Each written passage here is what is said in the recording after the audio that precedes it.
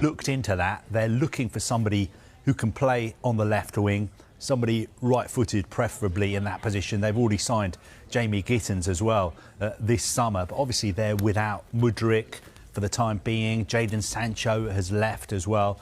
So it's a position they are looking to strengthen.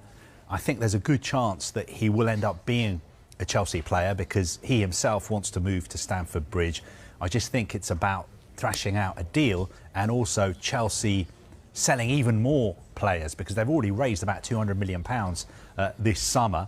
But as you said, they've got 8 or 9 players they want to move on. And the more players leave, the more likely it is that Chelsea will be able to bring more players in as well. Yeah, still a big squad, isn't it, in terms of what Enzo Maresca is dealing with. And like Pep Guardiola, he says he likes to work with a smaller group of players. But one player today specifically could be out the door is who at Stamford Bridge?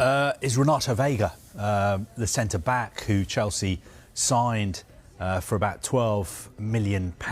Now, he wants to play as a centre-back. He hasn't really had the opportunity to do that at Chelsea. They sent him out on loan to Juventus in January. He was there for the second half of the season. I don't think Juventus are that interested in taking him back, but Villarreal want to do a deal. Chelsea value him actually at around €40 million, which is around £34 million. I would be surprised if Villarreal were able to afford to pay that much for him. But I think the player wants to leave. He wants to play in La Liga. He's somebody who's played for Portugal as well. And he wants to be back playing. And I think also he wants a permanent deal. You know, I don't think he's the kind of player who wants to be shipped out on loan every window. And this is a player like a lot of Chelsea youngsters who's got 6 years remaining on his contract.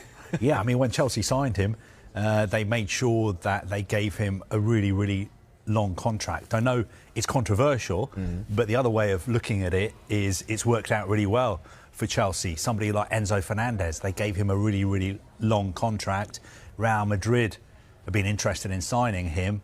There's no way he's going to leave Stamford Bridge because he's got such a long contract. Chelsea in a strong position. Real Madrid can't afford him. Similar situation actually with Nicolas Jackson, a player who's likely to leave Chelsea in the next few weeks. I think last September, he signed a contract extension. He's got something like 8 years left on his contract now, yet looks like he's on his way out of Chelsea as well. I think these long contracts just mean that Chelsea are in a stronger position when it comes to selling players, and that's one of the reasons, perhaps, why they've been able to raise so much money from selling players. And also with those long contracts, Chelsea have been given a lot of flack for giving out these long contracts, but because a lot of the contracts they're handing out to younger players are long contracts, but the base salary is actually relatively low when you compare it to some of the major powerhouse clubs in Europe. And what that means is it incentivises you as a player. If you get into that first team, you're incentivised because you'll be paid much more money to play. But at the same time, if you're not playing, if you're not in the first team picture, then you can earn much more money elsewhere, which is why it gives you a situation whereby Chelsea may be able to offload players that are on long contracts because they can get better money elsewhere. You're not in a similar situation to a player, say, Jadon Sancho, who is on huge money at Manchester United, and they're struggling to find suitors for him. Well, Chelsea could have signed him in the summer, but they couldn't agree on a wage for him.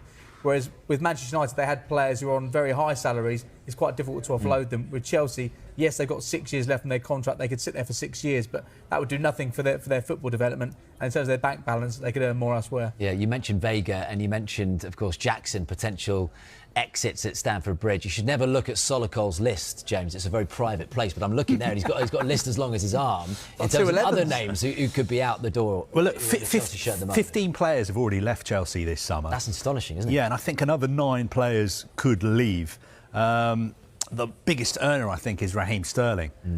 He's, I think, one of the biggest earners at the club. I think he was the first player Chelsea signed when Todd Boehly was the sort of acting sporting director after the takeover. Obviously, he was out on loan at Arsenal. I think it's very, very likely that he's going to move out of the club over the next few days, maybe on loan.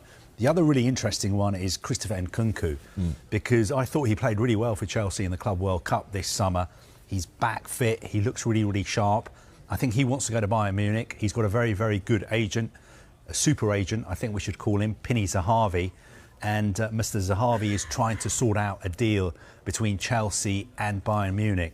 Bayern Munich at the moment being quite clever, trying to go for a loan deal, but I think Chelsea and the player would prefer a permanent move, and Chelsea are asking for around 50 million euros.